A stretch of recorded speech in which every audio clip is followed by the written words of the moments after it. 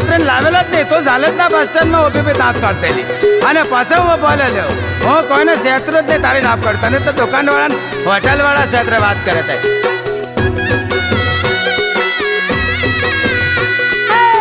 તું તો કહેતેલો અલ્યા રાજ કરવા